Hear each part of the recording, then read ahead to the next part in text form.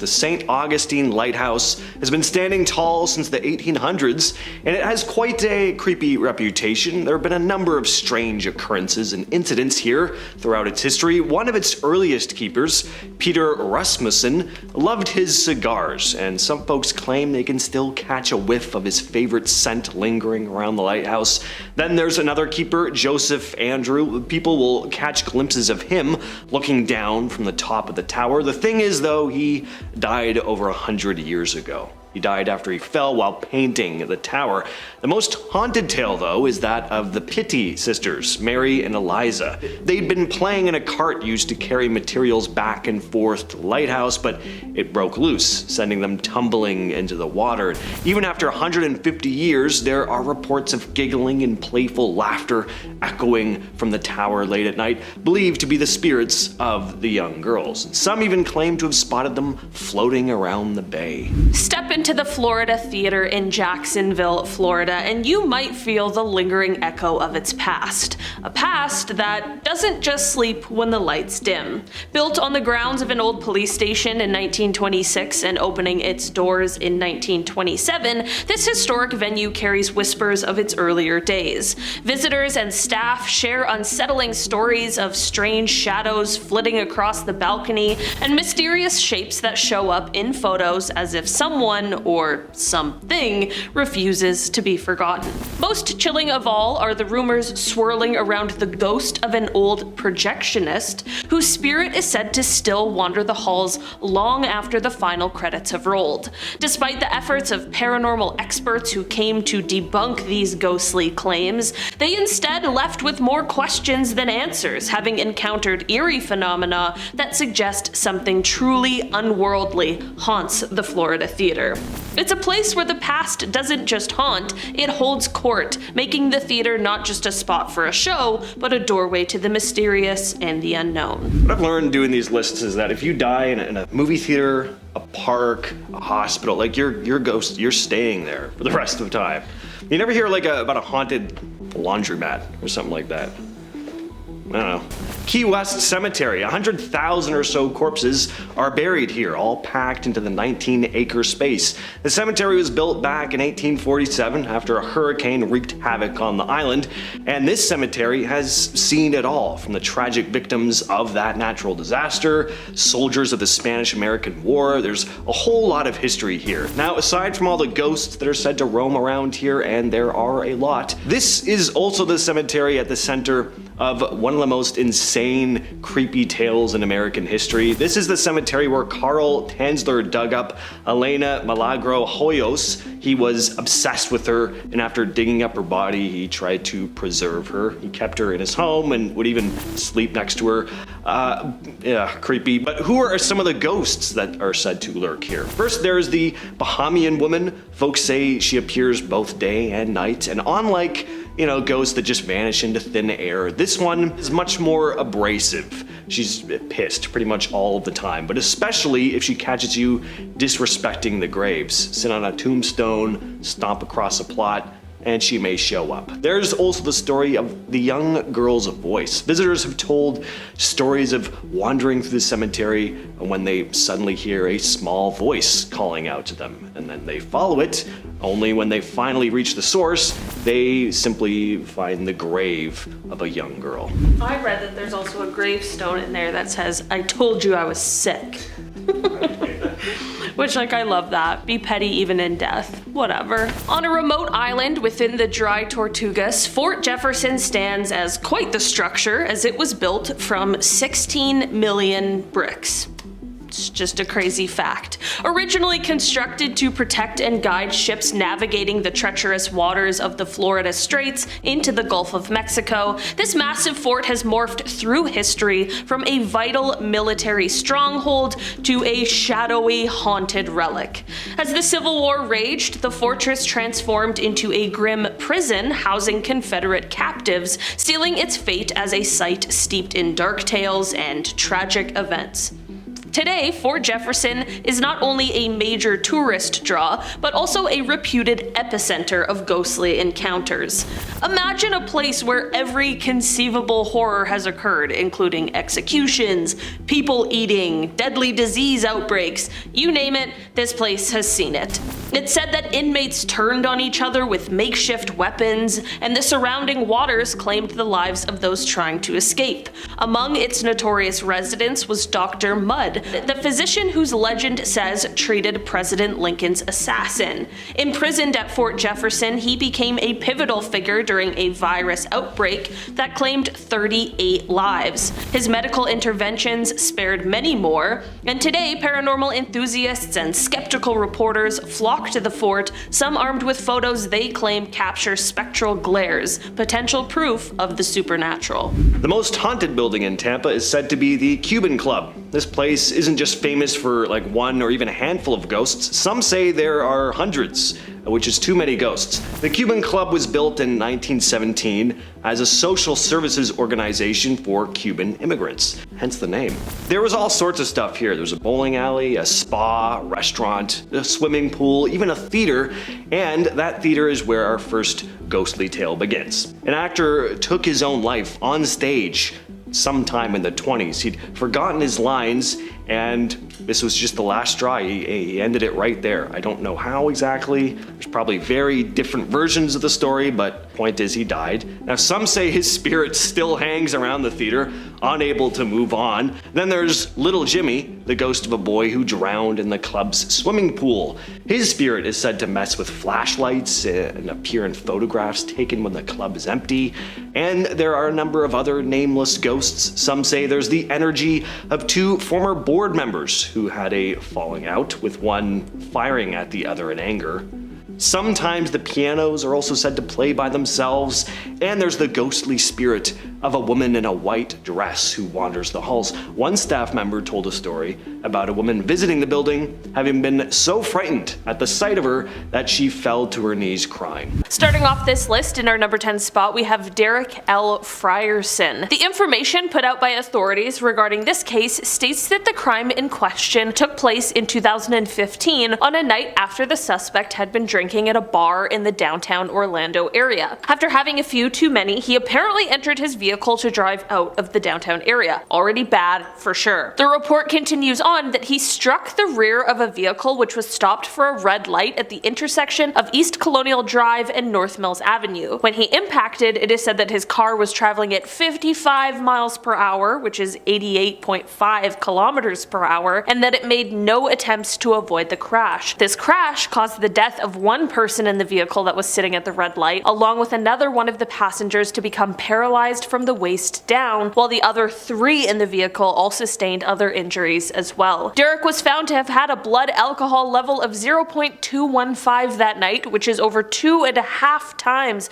the legal limit to drive. And not only this, but he also is said to have had prior DUI convictions in Florida as well as Missouri. Unfortunately, authorities have reported that since this crash, Derrick has left the Orlando area and is currently trying to evade these charges. There is an active warrant out for his arrest pertaining to multiple charges, all as a result of this accident. In our number 9 spot today, we have Harry Dana Braswell Jr. Okay, so for this one, we have to take it back in time a bit to Harry's initial arrest, which was on February 22nd, 1975. Harry was arrested for taking the life of John Robbins. Basically, a couple days before his arrest, on February 19th, Harry and 3 accomplices entered John's home, tied him to the bed, and took his life. Everyone involved in the crime was arrested at the same time as Harry, and subsequently, they were sentenced to life in prison. This obviously doesn't sound like someone who is on the loose, so what could have happened? Well, after serving 8 years of his sentence, Harry escaped. In 1983, at the Sumter Correctional Institute, Harry hid himself inside one of the cabinets that he and another inmate were loading onto a truck inside of the facility. Once the truck left the facility, he and the other inmate jumped off of the truck and voila, they had escaped. While the other inmate was later recaptured in Oregon, Harry was never able to be located and he remains at large. In our number 8 spot today, we have Joseph Obregon. Joseph has been wanted by the the Tampa Police Department for the last year at least, but the crime at hand took place back on December 5th, 2017. Joseph was initially arrested after he caused a crash after allegedly racing his Dodge Ram pickup truck against another. This is of course already a crime, but things turned so much worse when, as he allegedly raced, he also crashed into an uninvolved Toyota RAV4 that was carrying 2 occupants. Because of the crash, one passenger, Bill Swartz, who was 78 years old, passed away at the scene. His wife Jane, who was 58 years old and was with him, ended up passing away at the hospital on January 20th, 2018. As a result of all of the charges brought against him, Joseph was set to appear in court on September 17th, 2021 after a plea deal was reached. Despite this seemingly initial early cooperation, Joseph failed to appear in court, after which a no-bond warrant for his arrest was issued. In our number 7 spot today, we have Alfredo Acevedo. On June 9th, 2001, Alfredo was traveling southbound on State Road 93, which is on Interstate 75 in Charlotte County, and he was driving a 1984 white Chevrolet van. According to the statement the authorities put out, while traveling in this vehicle, Alfredo had a blood alcohol content that was almost twice the legal limit. This of course led to him losing control of the vehicle, which ended up overturned. At the time of this crash, Alfredo wasn't alone in the vehicle and instead had a few passengers with him. As a result of the crash, 2 passengers in the vehicle died and 2 others sustained incapacitating injuries. Despite the clear severity of the crash as well as the horrifying injuries sustained, Alfredo is still wanted by the Florida Highway Patrol to answer for his involvement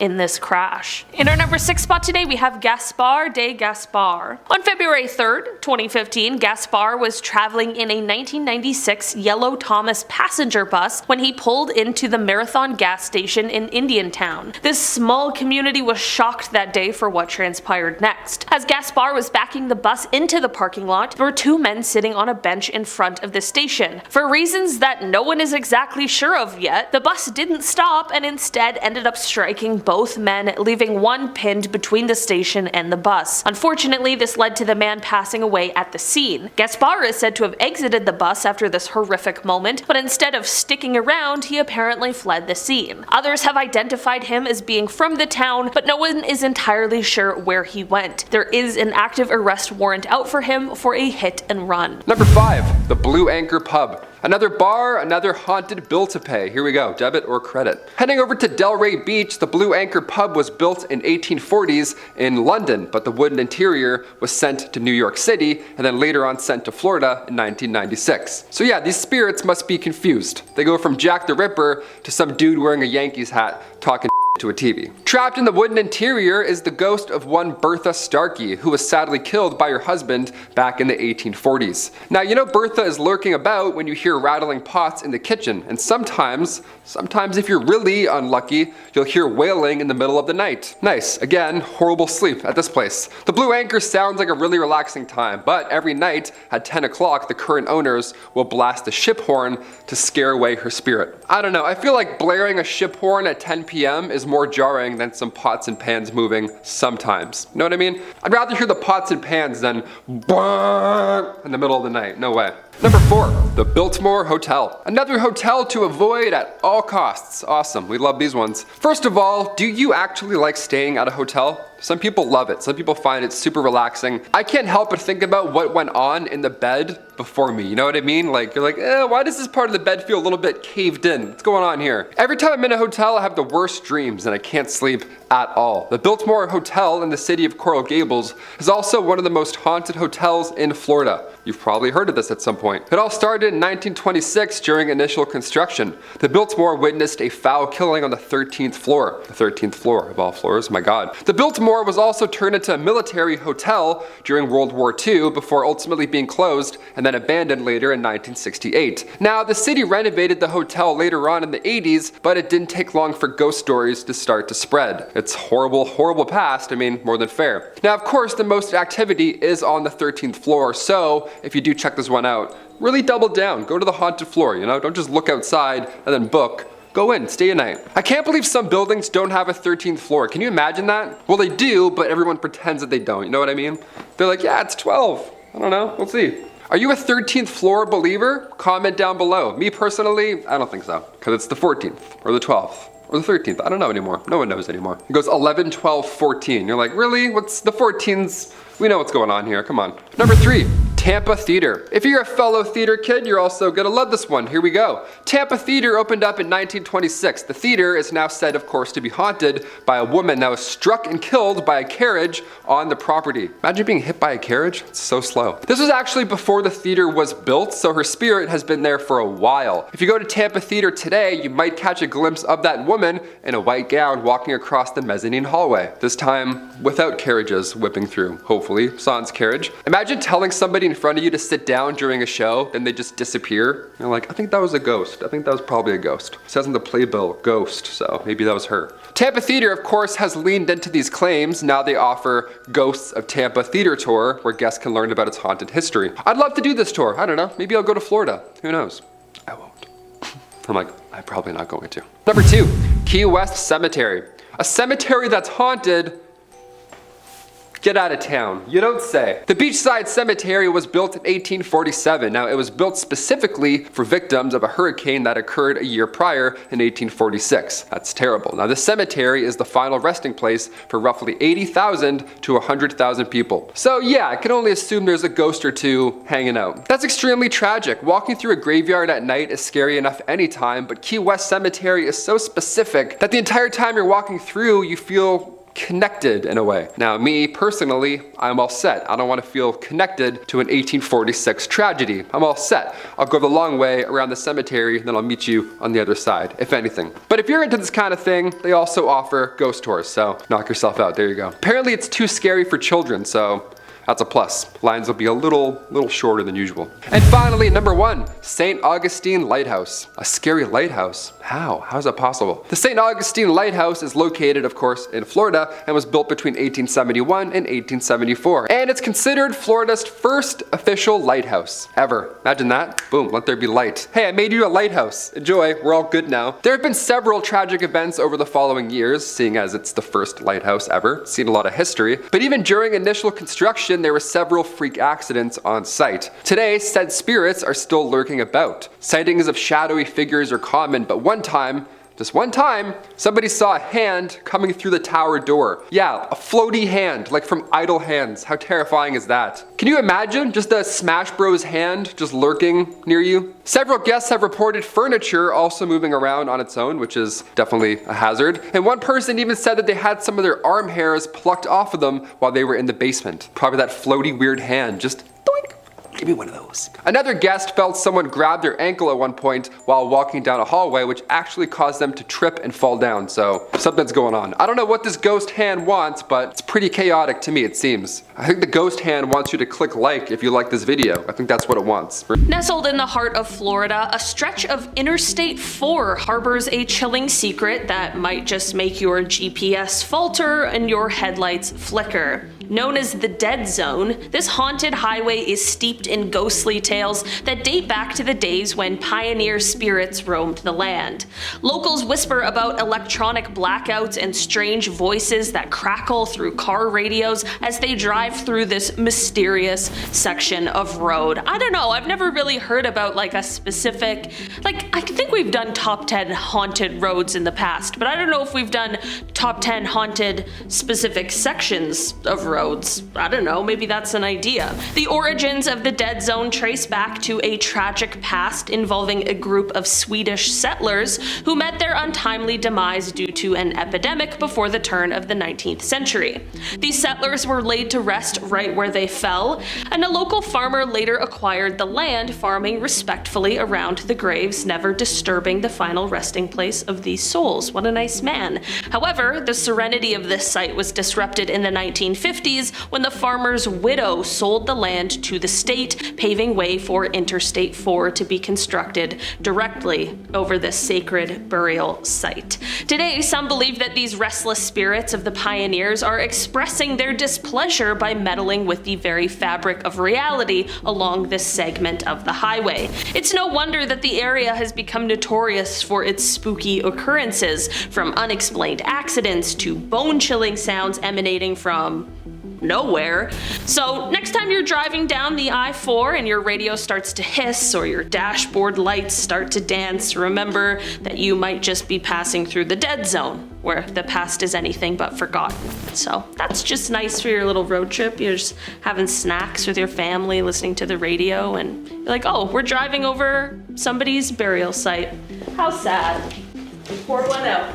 Estero Village is home to Koreshan State Park, an incredibly lovely area that is also said to be the home of some spirits. But these are particularly interesting ones.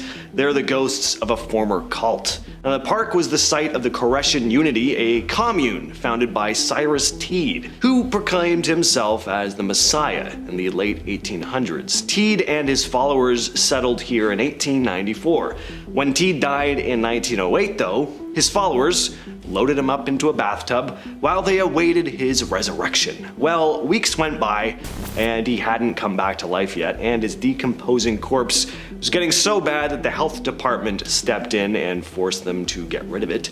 But legend has it that the spirits of Teed and his devoted followers still wander the park, watching over their land. It's an absolutely beautiful spot by day, but it's said to take on a different vibe after sunset. Some claim to have seen shadowy figures walking along the trails only to vanish into thin air. Others report hearing unexplained voices echoing through the buildings. And then there are the mysterious orbs of light that have been spotted floating in the darkness. Found in St. Augustine, Florida, and built in 1672, Castillo de San Marcos is a historic site that has switched hands from Spanish to British to American control, witnessing countless battles and echoing the tumultuous history of its time. Today, it serves as a museum, captivating tourists with not only its architectural grandeur, but also its eerie legends. Visitors often speak of sightings of fallen soldiers still patrolling the ancient walls as if guarding the fortress from long-gone enemies. Even more haunting are the tales of a tragic love triangle involving a Spanish colonel, a captain, and a woman whose spirits are said to roam the dungeons where their bodies were once found under very mysterious circumstances. This castle, with its dark past and spectral inhabitants, continues to be a beacon for those drawn to the unexplained and the supernatural. Florida is even said to be the home of a haunted tree, often called the Devil's Tree, located in Oak Hammock Park. So back in the early 70s, a number of killings happened here, and they happened at the hands of the former sheriff's deputy of Martin County, Gerard John Schaefer. He'd buried two of his victims, Susan Place and Georgia Jessup, who he'd violated before killing, and then buried their bodies close to the tree. Now, Schaefer took the lives of at least 26 women. He'd lure them using his badge before driving them out to remote locations, usually tying them to trees before taking their lives. He was finally arrested and sentenced after two of his victims managed to escape. He was later killed in prison by a fellow inmate. Legend has it that the tree is now possessed. It's said that over the years there have been several attempts to cut down the tree, but something's always gone wrong. There are also stories about figures dressed in dark hooded cloaks performing satanic rituals near the tree at night. The stories about the Devil's Tree are so well known that in the early 90s, a local priest supposedly tried to perform an exorcism there to try and rid it of its dark energy. Near Tampa, Florida, the Sunshine Skyway Bridge isn't just a stunning feat of engineering, it's a hotspot for creepy tales that might just give you goosebumps.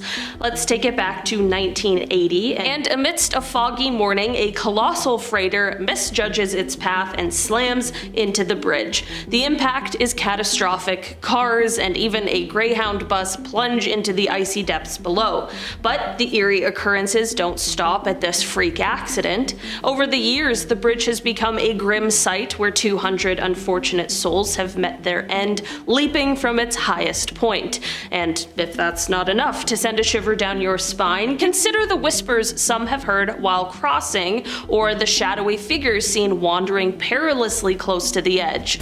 Most unsettling of all are the tales of a phantom hitchhiker, a young woman who appears real enough to be given a ride across the bridge only to somehow vanish from the passenger seat without a trace. Starting off at number 10 now, we have Bloody Bucket Bridge. This one comes from the town of Wauchula. There you can find an old road built over 100 years ago. To the locals, it's simply known as Bloody Bucket Road. Follow that along and you'll find Bloody Bucket Bridge, which crosses a narrow waterway that locals say sometimes runs red with human blood. The story goes that after the Civil War, a freed slave and her husband settled down in the town nearby. She was elderly and took up work as a midwife. It was very tough for her because every day she was reminded of the children that were stolen away from her when she was a slave. Eventually she began to lose her mind because of this. She would suffocate and kill babies that she delivered as they were being born. She would then bury them in the river and dump buckets of blood into the water by the bridge. Everyone thought the babies were just stillborn. By the time people became suspicious and stopped using her as a midwife, it's thought she killed about 100 babies.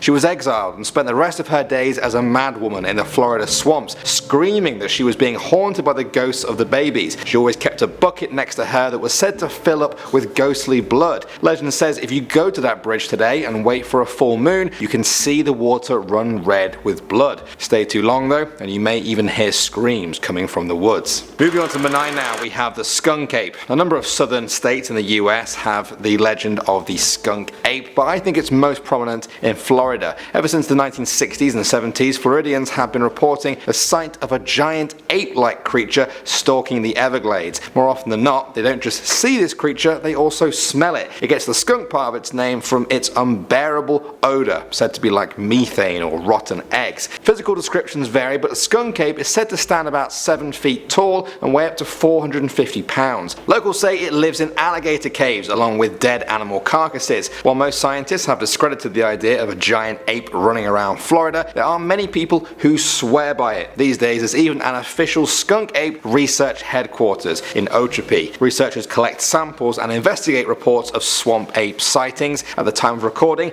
they've yet to find conclusive evidence and the search continues. At number 8 now, we have the Killer Cloud. Honestly, out of all the urban legends that I've talked about on this channel, this is perhaps one of the most unique. In the woods along the Tomoka River on Daytona Beach, a strange pink cloud has been blamed for the disappearance of dozens of people over the years. The cloud was first seen in the 1950s and 60s and is said to appear during the colder months of the year. It's rumoured to devour the flesh off human bodies. Locals have reported finding human bones in the area after the cloud has disappeared. Some say that it's swamp gas or a local fog that covers only a small area. Perhaps the creepiest explanation though is that it's the angry spirit of Chief Tomoki, who was cursed for drinking from a sacred spring. Now he devours anyone who can't outrun the pink cloud. Next at number 7 now, we have the Tallahassee Witch. In 1889, Elizabeth Budd Graham was buried in the Old City Cemetery in Tallahassee. The 23-year-old was a wife and mother whose life was not overly remarkable. Locals have always found it strange then that her tomb is perhaps the grandest in the whole cemetery. Local legend says the reason is because Elizabeth was a witch. As with Christian tradition, the other graves faced east, but Elizabeth's faces west, the exact opposite. Her gravestone has a poem by Edgar Allan Poe engraved on it which reads, "Ah, broken is the golden bowl, the spirit flown forever.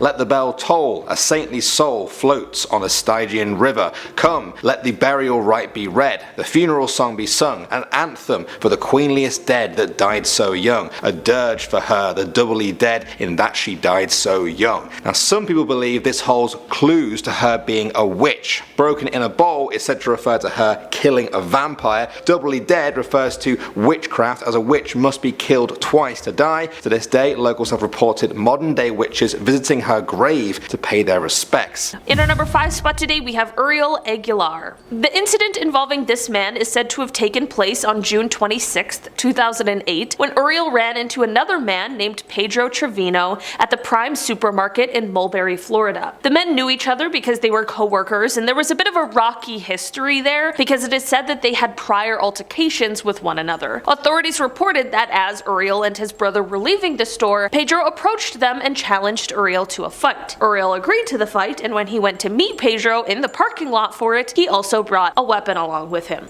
The two began fighting, and this is when Uriel used this weapon against Pedro, which ended up taking his life. After the fight, authorities claimed that Uriel fled the scene and was last seen in the area of Sparkman Road in Plant City before disappearing. Uriel still has an active warrant for this crime. In our number 4 spot today, we have Agustin Lara-Nonez. Augustine is another one of those people who caused an accident and decided to flee the scene, fleeing the consequences of their own actions. On October 22nd, 2006, he was driving a 2006 silver Ford truck westbound on State Road 82. As he traveled, he encountered the scene of a prior crash that unfortunately involved a fatality. As a result of this previous crash and the investigation that needed to take place, there was a Lee County deputy who had positioned her marked patrol car facing south in the westbound lane with emergency lights activated, and a detour to avoid this accident had been set up. Like I mentioned, Augustine ended up allegedly coming across it, so it's clear that he wasn't paying attention or just flat out ignored the detour. This ended in the front of his vehicle striking the deputy's vehicle, which sadly ended in fatality for the officer. As a result of this crash, Augustine was charged with DUI involving death, and of course a felony arrest warrant was put out, but despite this, he has yet to be located and brought to justice. It is currently believed that he likely fled the country, but authorities are still on the lookout should he ever try and return to the United States. In our number 3 spot today, we have Jose Arturo Palomino. On February 28, 2009, Jose was driving south of Sample Road in Pompano Beach on I-95 southbound in a 1996 silver Mitsubishi Eclipse. During this time driving, Jose ended up striking and killing a 23-year-old woman who was standing next to her vehicle on the shoulder of the roadway. This is of course tragic, and unfortunately accidents do happen, but it's what happened next that turns this into an even bigger thing. Jose is said to have chosen to leave the scene of the crime. He fled the scene of the accident and later abandoned the car that he was in a field. Turns out that the car he was driving wasn't even his, as he took to calling the owner, explaining that it had been in an accident and that he was sorry for taking it without permission. Despite the time it's been, however, authorities have been unable to locate Jose in order to arrest him on the warrant of leaving the scene of a crash involving a death. Authorities believe it is highly possible that he has since left the country. In our number 2 spot today, we have Victor Hernandez. Victor has been on the run since 2018 as he is wanted for taking someone's life. On March 11th, 2018, it is said that Victor killed another man by the name of Luis L. Herrera Kindlin. This crime took place in Miami, and since the incident, Victor hasn't been found.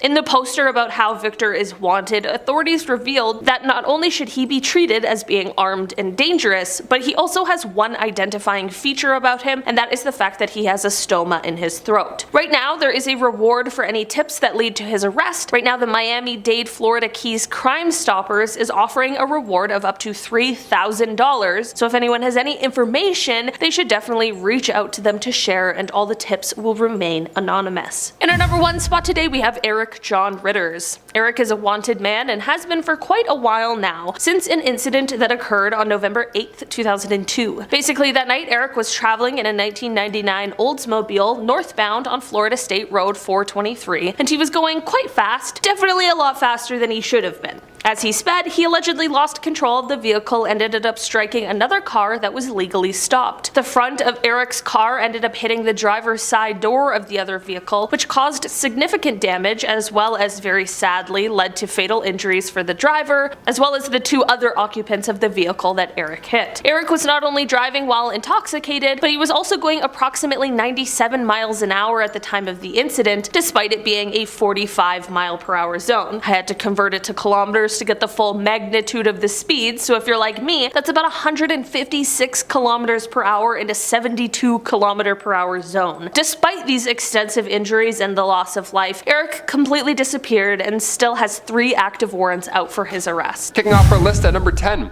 Room 206. This gives me Stephen King 1408 vibes, and I'm not sure that you're ready. Next time you visit Florida, make sure you read every customer review before you check into a hotel, because some of them might be full of ghosts. That might be a thing that you just might have to deal with. Room 206 at the Super on International Drive, apparently it's super haunted. Guests have reported the bed shaking in the middle of the night, probably terrible for your sleep, or freezing cold air even though the AC is turned off. And worst of all, guests have seen their bed look as though somebody was sleeping there moments before, even though it was perfectly made right before they checked in. Can ghosts squat? Is that legal? We've got a couple of spirit squatters in our room. Gotta move. Number 9, Disney on Ice. Many families love to visit Orlando at this time of year. The theme parks there are spectacular, especially Disney World. I went once when I was younger, but I don't recall ever seeing a real life Walt Disney. I don't know, maybe it has something to do with the fact that he died in 1966.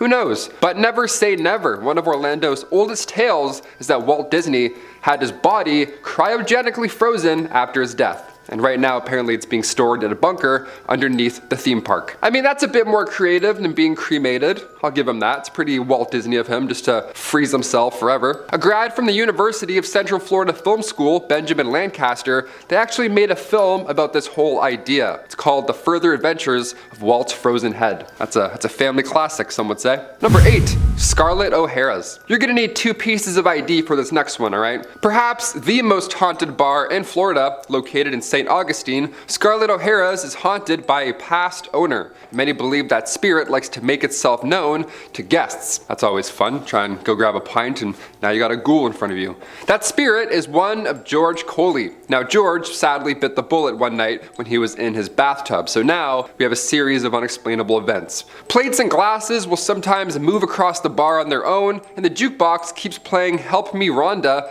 even when it's unplugged. So that's absolutely terrifying. If you want to check it out now, be warned, because it's a full-on tourist attraction at this point. But if you go, you can pose alongside the same bathtub that George Coley died in. Yeah, how lovely is that? Are we going to Disney World? Nah, even better, Scarlett O'Hara's. Yeah, you're gonna love it. Number 7, Stranahan House. You don't want to be stranded at the Stranahan House. It's gonna be bad news. Fort Lauderdale has a few haunted hidden gems, and the oldest house just happens to be the most haunted. What do you know? What odds are that? What odds are that? What are those odds? There we go. The house's OG owner was Frank Stranahan, and today, if you visit ye old stomping grounds, well, you might catch Frank in a photo or two. It's said that Frank still oversees the place, and he regularly shows up in guests' photos. So this ghost likes to photobomb. That's pretty amazing. I kind of like that. I suppose being trapped in the same house for all of eternity probably gets a little boring from time to time. Just to pop into a photo, throw some peace signs up, and then disappear back into the walls. Ivy Stranahan, Frank's late wife, she also has made an appearance or two. Nice, true love is haunting the same house forever. Guests have felt a cold hand on their shoulder, and her perfume still lingers in the hallway. Must have been some good strong stuff, nice. Now it's not all fun and games. Augustin Stranahan, aka Frank's father, well, his ghost likes to throw books. It's really aggressive, so heads up for that, I guess, if you go. Cheers. Number 6, the Plaza Resort and Spa. Ah yes, kick back and relax with ghosts. It's just what you want. You're never alone, I guess. That's a plus side.